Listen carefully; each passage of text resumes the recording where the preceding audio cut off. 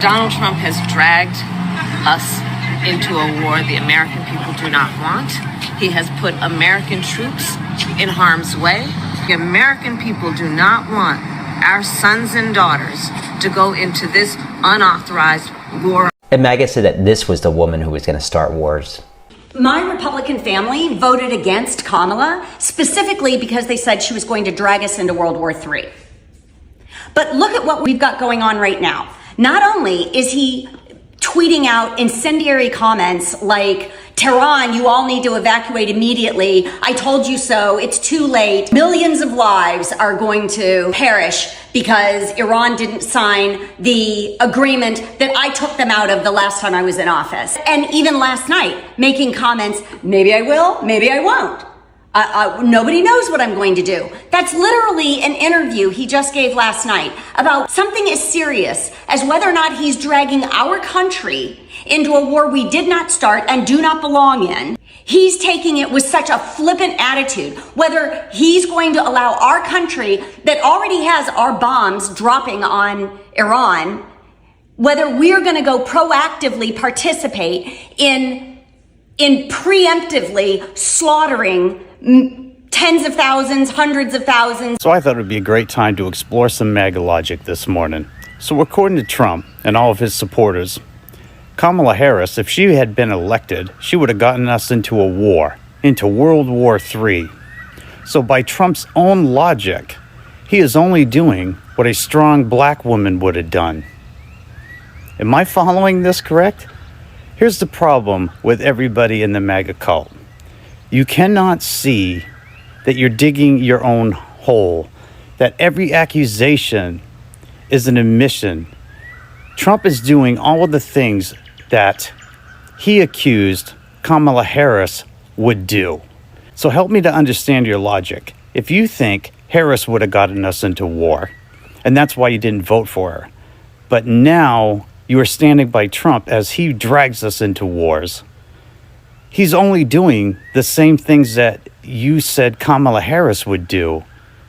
Make it make sense. So that means, according to your logic, Harris would have been right, correct?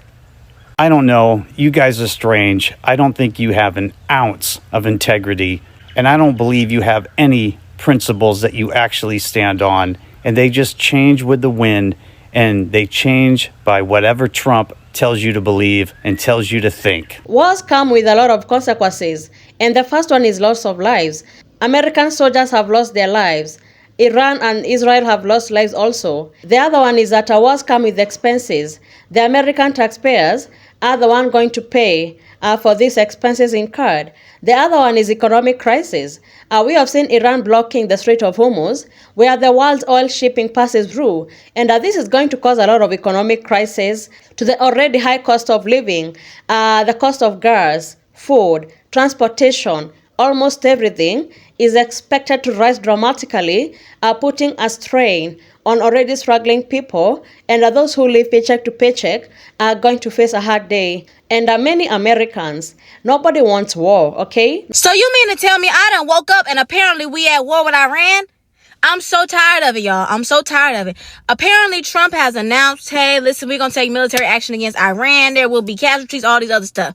This message is to Iran, okay?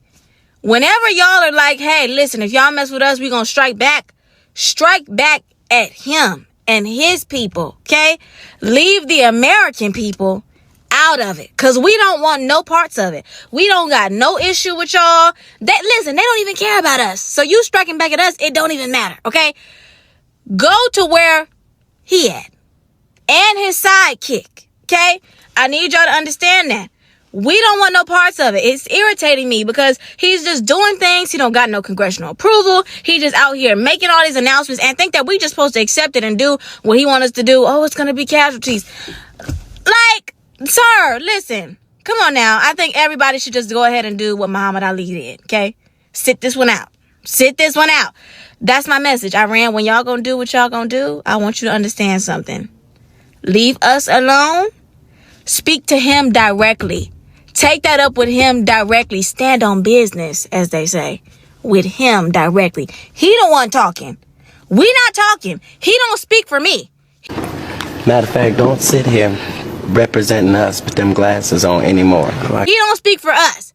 So you take that up with him.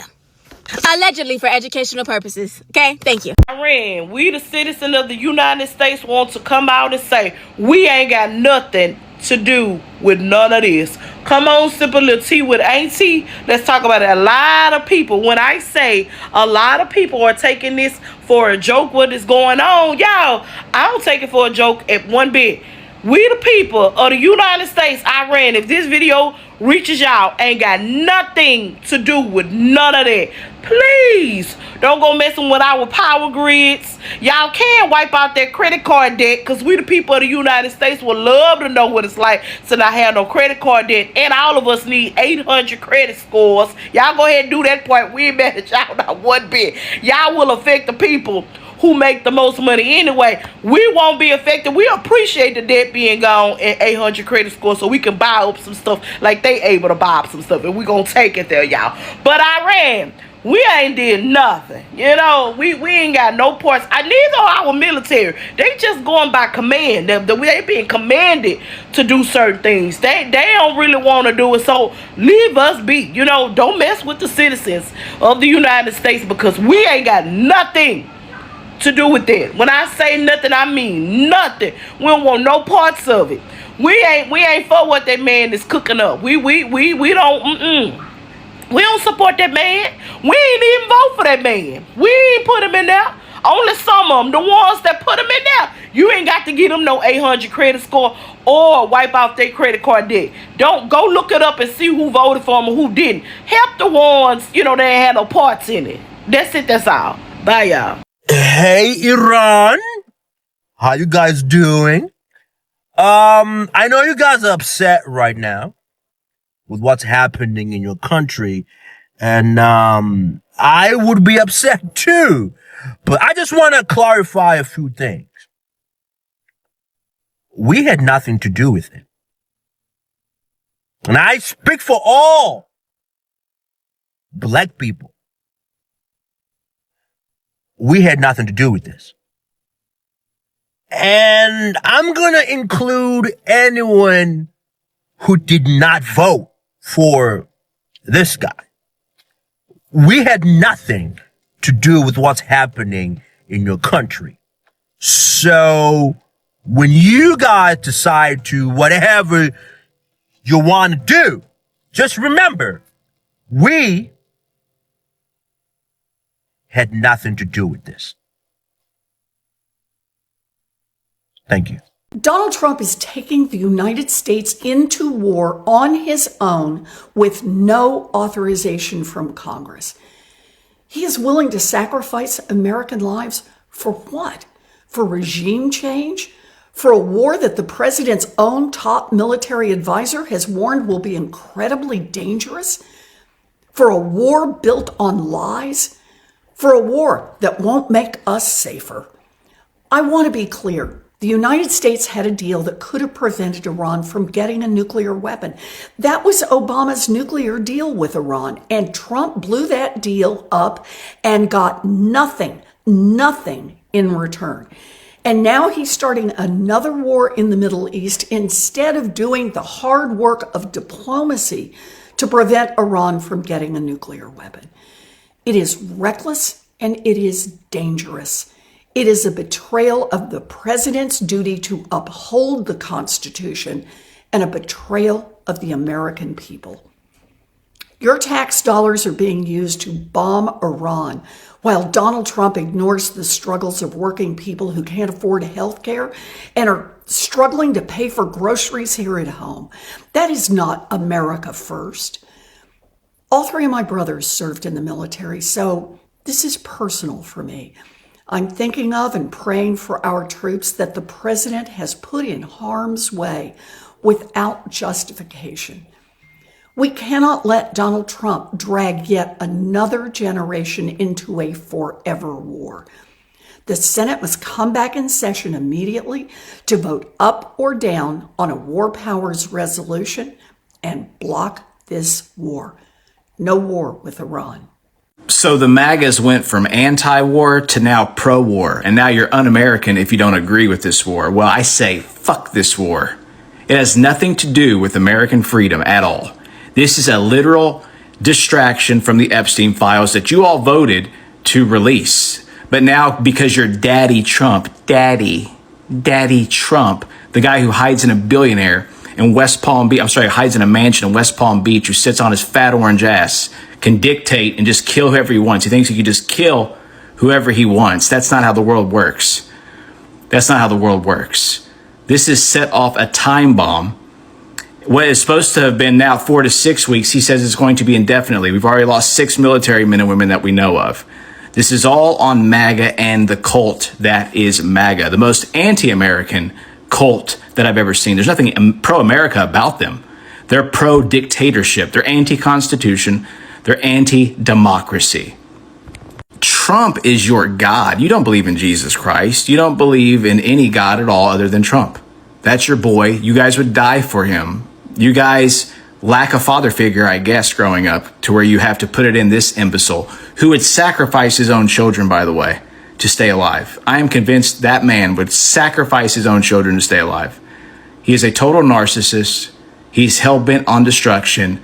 And the only thing that gets him scared and paranoid is mentioning the Epstein files. You know what, America? Some of you are acting really blind right now, aren't you? Day one, we bombed a girls' school in Iran, killing over 50 children. Your bloodthirsty attitudes are hiding behind what you like to call patriotism, excusing the casualties as a consequence of the Iranian government. And while you celebrate, Iran is filled with rage. And I'm sure who are planning to retaliate. America, history has a tendency of repeating itself. America, like always, in every war campaign, will play the victim after the provocation, and we will probably wipe out Iran and destabilize the country, all in the name of Israel. Have we not at all learned our lesson, America? Go wash your hands. They're bloody. All right, so we attack Iran. Everyone knows that. Everyone's seen it. The only people that this really benefits, it's not us. We benefit absolutely nothing from attacking Iran. The people that benefit from this is Israel. They're the ones who wanted it. They are the ones who have the blackmail on all of the important people in the United States to make this happen. And now it's happened. We didn't need to. Do you really think those negotiations fell apart, or did we back out of them? This is what Iran's wanted this entire time, is to get us into another war. And it's happened so many times. 9/11, the false flag attacks on one of our ships to try and get us into yet another war. It's always been them. I think everyone pretty much knows that. But, you know, unfortunately, I'm a Christian, and there are a lot of other Christians out there that are still, you know, gung-ho for Israel for no freaking reason at all, because they have this twisted idea in their brains that we have to do or die by Israel because they claim that the Bible says so in Genesis 12:3. So Genesis 12:3, it's, you know, it says, those who curse you will be cursed, those who bless you will be blessed, something like that. Yeah, that's not talking about the nation of Israel, dude. The nation of Israel as it exists today is not through the grace of God in 1948. It is through political Zionism, and that's why the nation of Israel exists as it does today. Okay? All my fellow Christians out there that sit there and say, oh, we have to stand by Israel with everything that we have. Can I ask you why you think that? Because the Bible doesn't support that. When God is talking to Abraham in Genesis 12:3, and he says, those who bless you and your descendants will be blessed, those who curse you and your descendants will be cursed, he's talking about Abraham's descendants. Who comes from the line of Abraham? Jesus does. Okay, so he's saying those who bless you and your descendants. So he's saying that the line of Abraham, eventually leading up to Jesus Christ himself, because Jesus, again, comes from the line of Abraham. So we owe nothing to the established political Zionist, secular, Ashkenazi Jewish nation of Israel. We owe nothing to them. Okay, so they're going to continue to pull us into more armed conflicts. We're going to continue to send them billions of dollars. They're going to continue to try and kill people that speak out against them. Charlie Kirk. Yeah. Stop being so ignorant, Christians. Stop. I have all these Christians that I see that I know that are all cheering about it for no freaking reason. Open your eyes and stop being blind. As tension continue to rise, one truth is that wars, they come with an enormous price tag. Billions and billions, sometimes trillions of money, are mobilized almost every day, and it is American taxpayers who bear that cost. And the wars also comes with borrowed money, and that also increase the national debt, and future generations will still be paying for the long period of time. Now with the oil disruptions expected to occur, inflation is going to rise, transportation costs will increase, airlines, trucking, agriculture, every sector could feel pressure. People that are already struggling with high prices, housing cost, economic inequality are already asking why billions are spent in wars while average American can barely afford healthcare. For Americans living paycheck to paycheck, this is another economic shock. It is survival. This is why so many Americans don't want this war, They distance themselves from this conflict and they say they didn't vote for this. There's also a big part of Americans who feel that this administration is acting in Israel's interest rather than America's, and this reflects a deeper mistrust in institutions. People are growing fatigued with war. After years of global conflict, the Iraq, the Afghanistan, the recent capture of Venezuelan president, and many more, Americans are tired of these wars, Many Americans are also tired of worrying about their sons and daughters being deployed in the military and the loss of lives occurring. They say 6 soldiers have already lost their life. There could be more, and that number is expected to rise in coming days as long as the war is going to last. Another thing that we can't deny is that America is really divided politically. There's also a part of MAGA movement who defend Trump's action and call it putting American first, and he's acting in the best interest of the country. When you listen to many Americans, they want the American leadership, regardless of party, to balance global alliances with domestic stability. If Americans begin to feel that foreign policy decisions are disconnected from their daily reality, political division will deepen further. And at this moment, is bigger than one president, it is bigger than one election, and it is bigger than party lines. It is about trust. Trust that leadership is acting in the best interest of the American people, and trust that economic fallout will be managed, and trust that the soldiers' lives are not risk likely. So these coming weeks will determine whether this becomes a contained geopolitical standoff or a turning point in American political history, and the world is watching. So thank you so much for tuning in. Be sure to like, subscribe, and share. Have a good one. I'll see you in the next video.